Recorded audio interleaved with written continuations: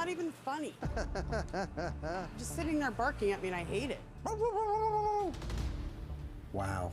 What is he doing? Locking his wife like that. Can you imagine being at work? You own the place. Everybody here is your employee. Your wife yells back at you like that, and you go to her at work? You bark at her at work? Fucking crazy. I also swear to God I've eaten here. And the more I see this place, I feel like I've been there.